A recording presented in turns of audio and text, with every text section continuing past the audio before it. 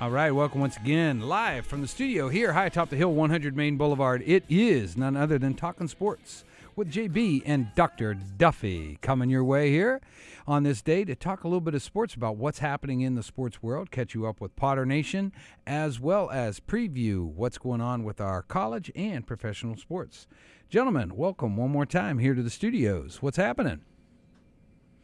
How's things going, JB? No complaints. Getting some baseball games in finally. Working in some adverse conditions, but we're getting them in. And first time in a long time I worked games in the snow. I think we did the Beaver local game with Buckeye on Monday.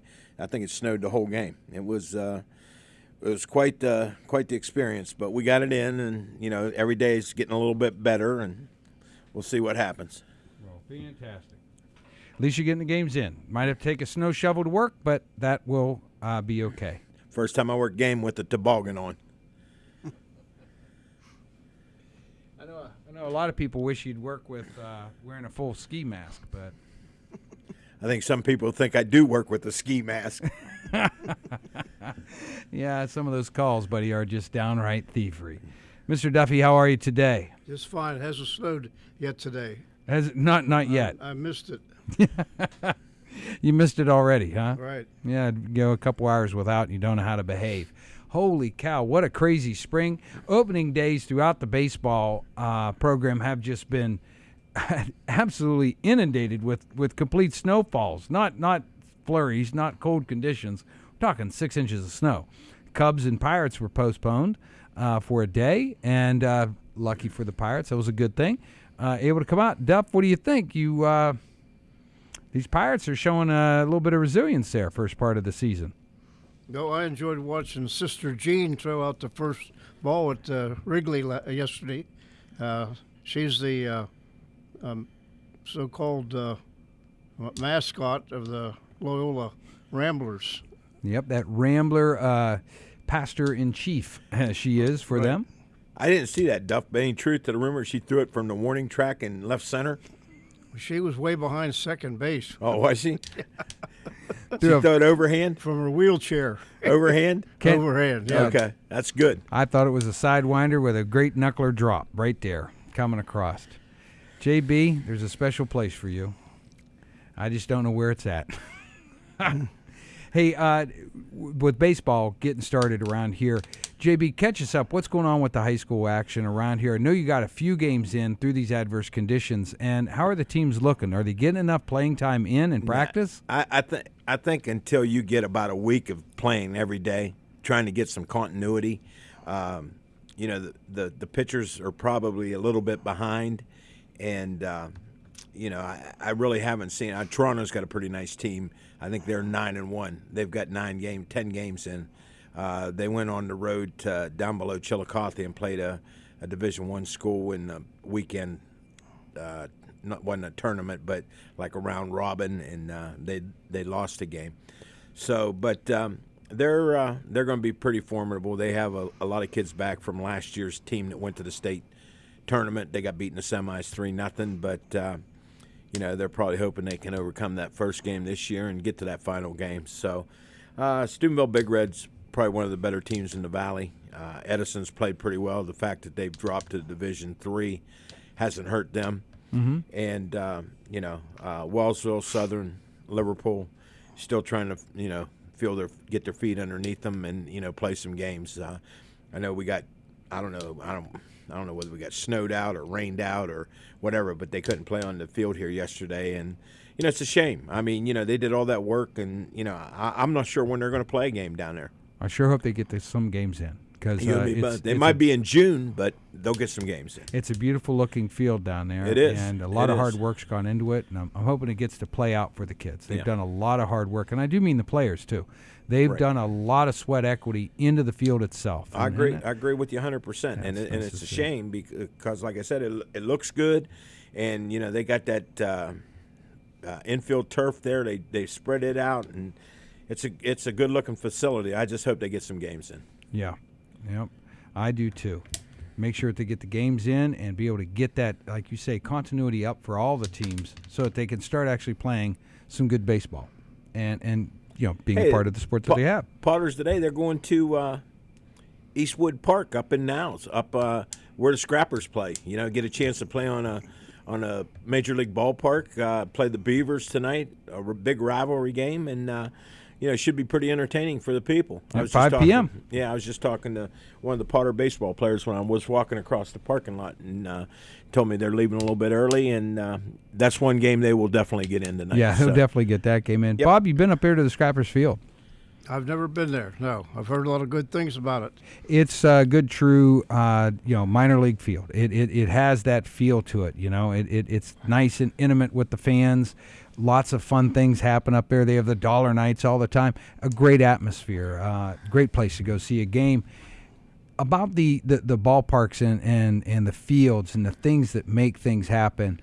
Tell me about some of the memories you guys have. What's some of the quirkiest things that you've seen at a baseball field before, where that it's just a strange thing that has been at a field? I know the one thing that always got me was the old field that was down in East End where the girls' softball team used to play. Guyla Nicely Field.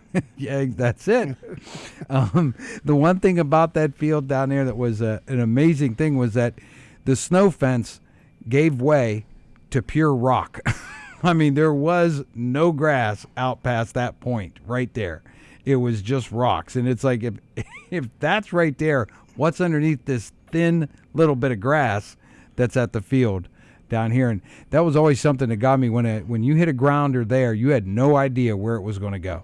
Because if it could bounce any direction. I'll tell you a strange thing that happened down there, and I don't know if it's strange or just, but I was doing a doubleheader down there on a Saturday, and Dick Backus and Mr. Hunt, they were coaching the girls' team, and Allison Wolf was the pitcher. She threw pretty good. She threw pretty hard, and Marcy Reed was the catcher.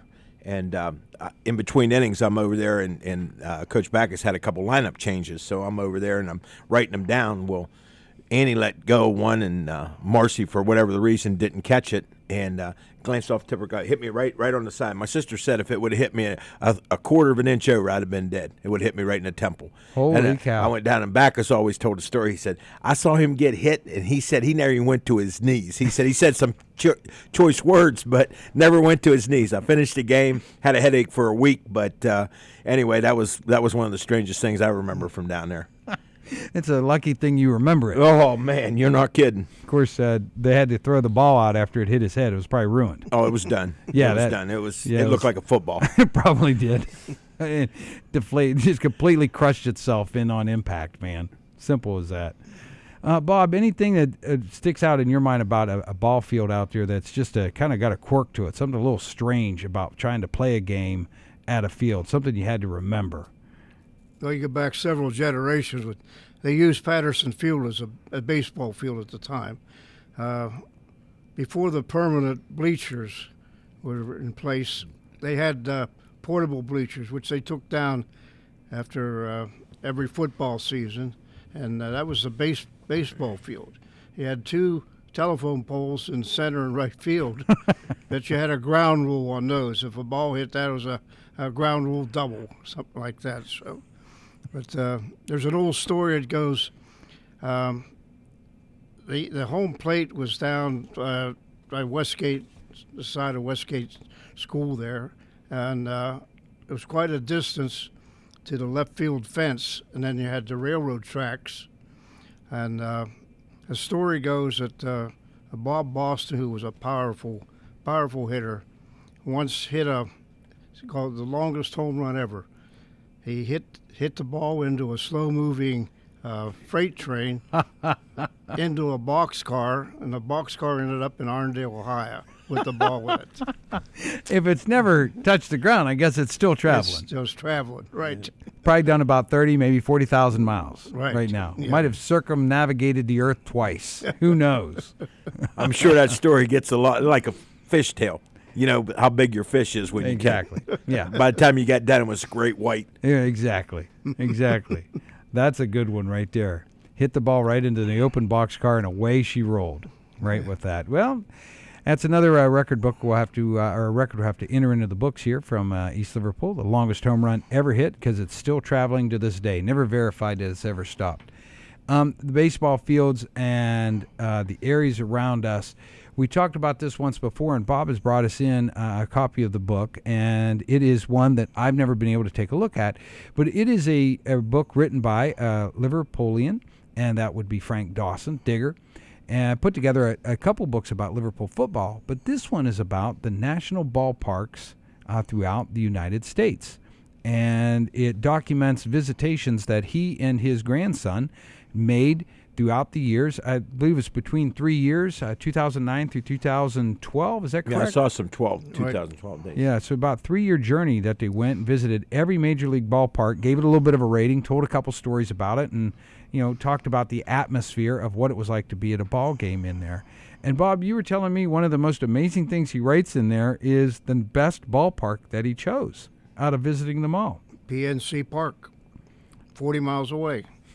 Traveled the entire nation. All he had to do was head upriver. Right. The worst ballpark was Oakland. Oakland A's. Yes. Alameda Coliseum. Oh, man. And did he elaborate as to why that was the worst? Well, not much work had been done on it over the years. The upkeep was terrible, and was kind of deteriorating. I mean, I don't know how it stands to this day, but and then PNC Park. When was that built, John? About I think this is 15 years for 15. PNC. Mm-hmm. I heard opening day. I was listening a little bit of the game, and I thought that's what they said. It's kind of hard to believe that park's been there 15 years. Yeah, it does seem just like yesterday it opened up, had the grand opening of it, and get to see some of the first games played there. But the drop back of Pittsburgh from that field, the skyline of Pittsburgh adds to all this too. But it's just a beautiful ballpark. It is. It's a good place to watch a game. Great place it really to watch. is. Not because it's Pittsburgh and it's Duff's team, but it's really a nice place to watch a game. So what makes a good field to see a game? Is it the proximity to the field? Is it the seating itself? Is it all the amenities around it? Is it the atmosphere and the team that happens to be playing? Is it a combination of it all? I mean, what makes a ballpark a good place to see a ball game? Well, you're close to the field. I mean, every seat's a good seat up there. It reminds me of Wrigley Field. You're probably closer there than any ballpark in the country. Wrigley is still a small field. It's one of the oldest. Which is older, John, Fenway or Wrigley? Probably Fenway. Yeah, I would believe Fenway is. Yep. It's you're so close to the action, you feel like you're really part of it. I think that has a lot to do with it. Being that close to the field and having that intimacy with the game that's going on. Back in the days of baseball, when we were early on with it, what made baseball so what's the word I'm looking for? What made baseball so accessible to the fans back then? We're talking in the 30s when these big stadiums were just being built, and that transition came from actually being at a ball field, located in a field, into a stadium. They were building them to accommodate everything. The one thing that made it so accessible, they lowered a lot of ticket prices, and they had the seats were all tiered and everything, so that you paid a different price to be able to get into the game, and then after so many innings, that was the thing. Find your way down to that field to be able to see it. And somewhere in there, I think they lost that perspective, and they wanted to just pack people into a multi-purpose stadium that could be used for many different things. And you lost that. It's funny you said that, because in the late '60s, every stadium that was being built was used for football and baseball together. Philadelphia, Cincinnati, Riverfront Stadium, the Three Rivers at Pittsburgh, the Met Stadium. All of them were like round, and they all sat about 55,000, 60,000 people, and it was every field was almost the same, artificial turf on the infield, and they it's just like they built them all for the, probably pretty close to the same dimensions, and it was now the parks now are they're shrinking them up a little bit. You go to a park, most of the fields seat about between 38 and 43,000 people, and they don't worry about getting 50 or 60,000 people in any of the ballparks. And they're all built, pretty close to, they all have some of the same features that the other parks do. I know Camden Yards is a nice place to watch a game. The new field at Cincinnati is a good place to watch a game. I've never been to the New York field, and naturally I haven't been to Fenway yet. But all good places to watch games. All accessible. Parking. And it's funny now they built the stadiums, and when they built the new baseball stadiums, the football stadiums are like a block away from each other, and they use the same parking lots. You park and then you walk down. And a good concept. I mean, to me, it serves everybody. Luckily, they had the land to do that. I mean, they had the wherewithal to do that. They had the facilities and the landscape or whatever, and like Pittsburgh did it. They built it all in the river, and they cleared that plot off. They got those restaurants that walk up and down between the two stadiums, and really, really a good place to watch the game. And before, of course, those stadiums were being built, we look back in time to a lot of the older stadiums that were around, but one that's written about the most and is talked about the most is a place, Bob, that you've been to and seen some of the most incredible games of all time, and that's Forbes Field. What made that place so special to see a game? Again, you were close to the action. It only seated like tops of 32,000, and if you got a decent seat, you felt like you were on the field. I mean, that was quite an experience. They acquired Hank Greenberg from Detroit. They built what they called the Greenberg Gardens, which was a short left field. And then later on, they took that out, put bullpens out there and so forth. You remember the big scoreboard out there, Duff? Yeah. They had that manual scoreboard. They changed, like each team was playing like the visiting games. They had a scoreboard and they had all the teams, all the that were playing that day, and they changed it. They'd have a guy in that behind there like they do at Fenway now, and they'd get those markers and they'd put in the scores that somebody scored. It was pretty unique. The thing I remember about Forbes Field, though, was the right field, short right field. It was like 300 feet, and Roberto Clemente played there and made a name for himself there. But they had that big high screen in right field. Remember it, Duff? Yes. And then they had the roof up there, and it was quite a shot for somebody to hit. I think Willie Stargell hit a couple over the roof. Wasn't a lot that got hit over there, but there was a few, and I think Stargell hit a bunch of them. At center field was about 457. Wow. I mean, it was. That's a monster. They had maybe more than that. Yeah, they had. It was so big. They had the batting cage out there in dead center field where the flagpole was. There was the batting cage that they used to warm up before the games, and then they'd wheel it out there and park it. It was crazy. And seeing these things there at Forbes Field and what you're being able to witness with them, playing the games and putting this all together, being that close to the action, were you able to hear the chatter of the players out on the field talking to one another? You could, yes. You were that close, right? Unbelievable. Because today it's just something that is a thing completely of the past. I mean, that doesn't happen, period. End of statement. That just doesn't happen. Best game you saw there, Bob? There's only one. Only one. October 13th, 1960. Pirates defeat the Yankees. Mazeroski's home run in the ninth. And your seat? Where Pardon? were you at in the stadium? I was in the press section, upper deck behind home plate. Holy cow. Yep. How crazy did that press box go when that ball was evident that it was heading over the For wall? the New York writers, it didn't go so crazy. But everybody else, I remember going to the Hilton. They had the press reception afterwards, and there's three guys carrying Bob Prince. And Bob Prince had a drink in each hand, on top of three guys walking through the room. Probably a cigar in his mouth on the way in. Yeah, that was a great day. What a great day that had to be. Absolutely a great day.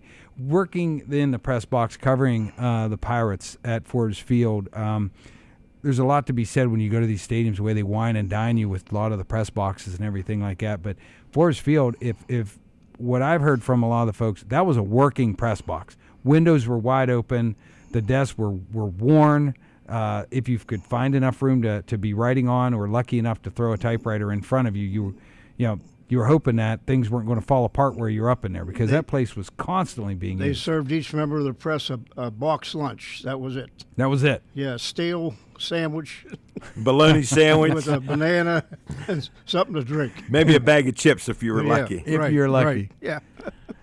Working a lot of the older stadiums and things, covering whether we were doing club hockey out of a high university or traveling around with a lot of the football programs. Those stadiums are older, and I got to be right at the cusp of when things were changing over for these lower level colleges, and I would meet a lot of the sports announcers, and they would talk about the places they worked, and a few were some baseball announcers. One was covering Cincinnati Reds, and spoke about going to Forbes Fields at times and talking about that working condition inside that press box. And I just never had a chance to ask you about just what it was like up in that press box, because they said It's all that true. that was as old school as it got. You were lucky if you had enough space to write on.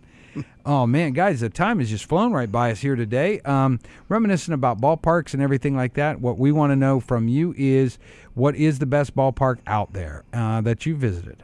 Please let us know here at PNN. You can get us on Twitter at PNN Radio, or you can get a hold of us on our email at pnn@elcsd.k12.oh.us. And guys, we've got to shift some gears right now. There's one sport that has seen a lot of action, and that has been track, because unless lightning is flying from the sky, those guys are running on the tracks and everything. Liverpool went out to Beaver Local. Boys ended up in third place. Girls within fourth place at Beaver Local just the other night with track. The team seems to be pretty strong this year.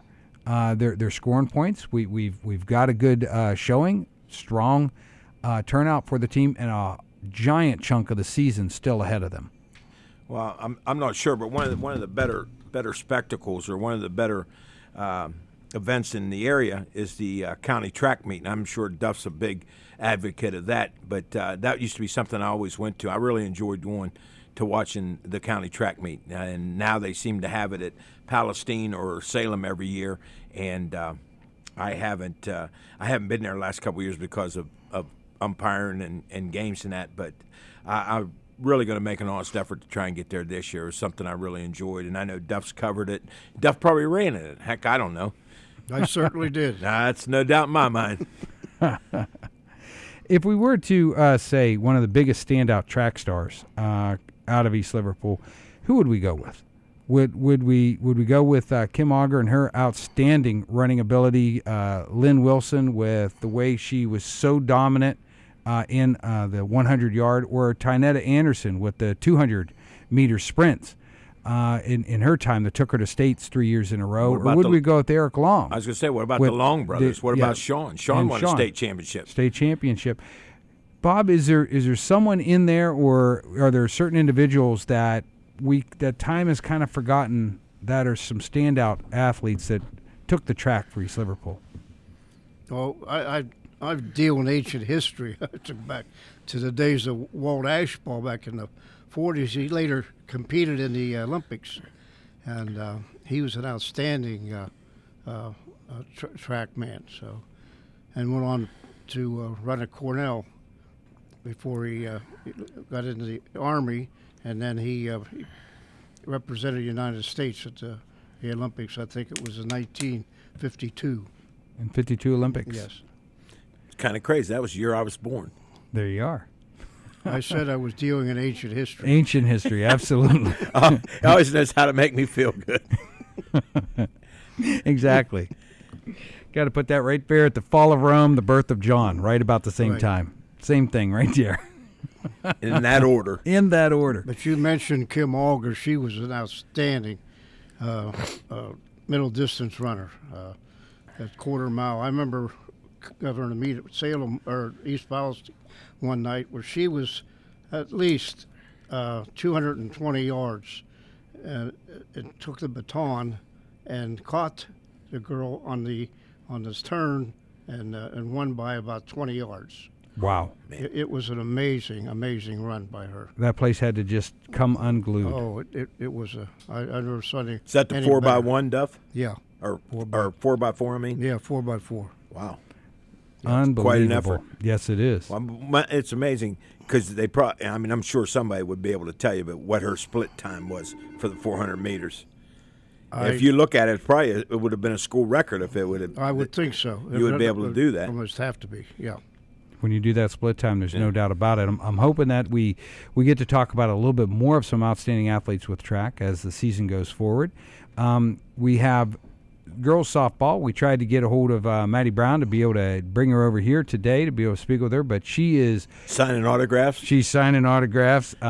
She is actually tied up with some work doing with the musical, and that's something I wanted to talk to you guys about. So many times we talk about athletes, we see their picture in the newspaper and we make a comment about they must be doing well, they're doing good with this, and we forget that these are all student athletes. Every picture of any athlete in a high school uniform is a student athlete. They have to keep the grades up. They got to keep involved with other things than just that sport, and I am really impressed with our students here, where they wear so many different hats. They're not only members of the team that they're involved with, but they're also members of clubs and organizations. They're involved with a lot of extracurriculars, whether it's a play or dealing with different productions that are happening around the area.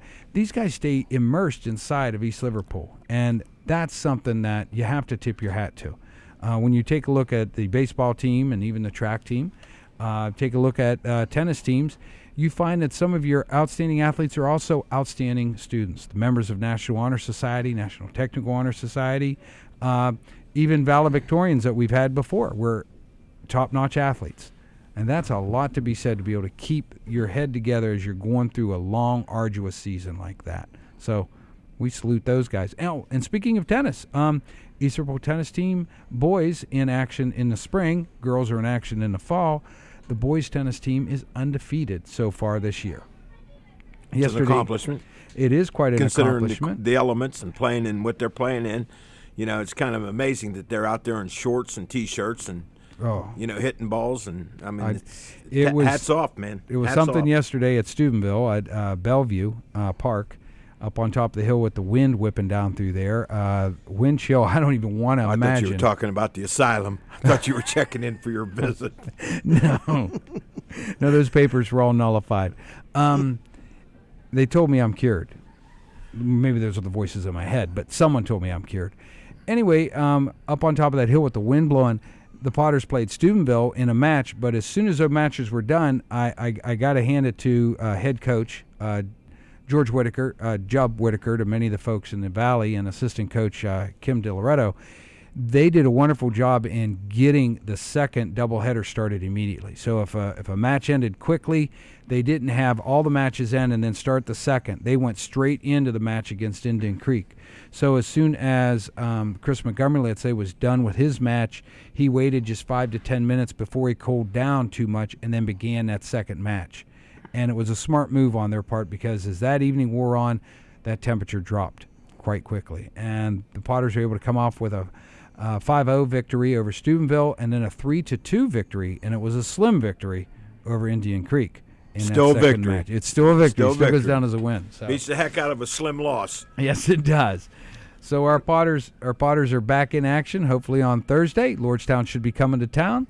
And baseball action, we're going to be out at Niles against Beaver Local tonight. So we hope the best for baseball. Softball, we got our fingers crossed if the game can hold on Thursday, and we'll see what happens there. But, gentlemen, any parting thoughts here as we got to wrap up our show here today? It's always good to see that smile on Duff's face since his team has the second best record in baseball early in the season, but he can still look up and see who has the best record in baseball. So, anyway, we're not going to mention that. Yeah, we're not going to mention that. We won't talk about that. We won't mention that. No. But anyway, it's like I said, hopefully the weather turns, and I know the next couple of days are supposed to be pretty good, and might get a little chilly again next week. But there's light at the end of the tunnel, and best of luck to all our spring sports teams, and that's about all I have. Yeah.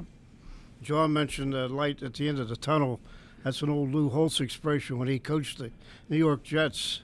And Joe Namath, Lou only lasted 10 games.